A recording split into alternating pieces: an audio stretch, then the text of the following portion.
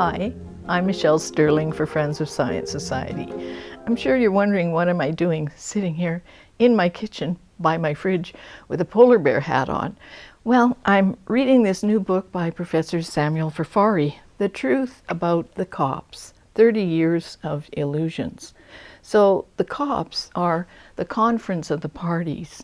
These are the annual climate conferences that the United Nations Framework Convention on Climate Change puts together. And they put them together with the purpose of reducing emissions.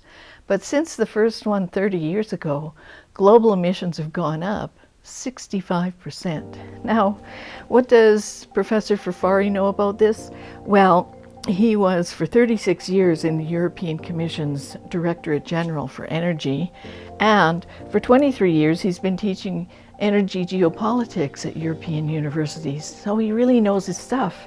And one thing that really struck me in this book, this was very early on, I think it was the COP number 2, where refrigerators are invited into the discussion.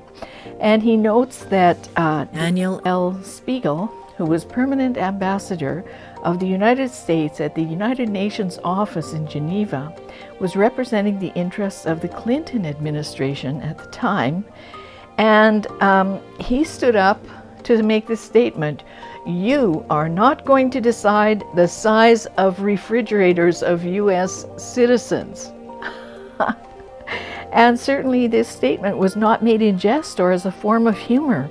Rather, it was articulated with the seriousness and gravity befitting an experienced diplomat. It was not a trivial sentence. The speaker emphasized that despite the technical nature of the negotiations and the proclaimed universality of climate objectives, a significant tension exists between two logic: international governance, which promotes global standards imposed from above, and national democracies, where citizens retain the right to choose their way of life.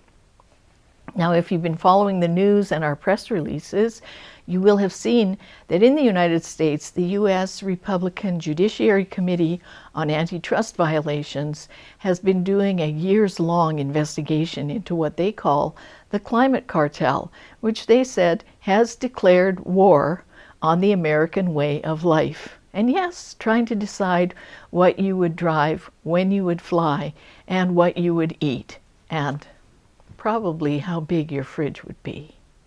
So I really recommend this book for everyone.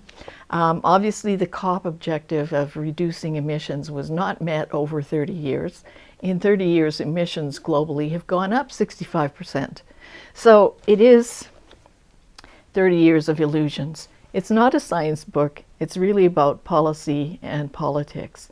And so anybody can read it and get the gist.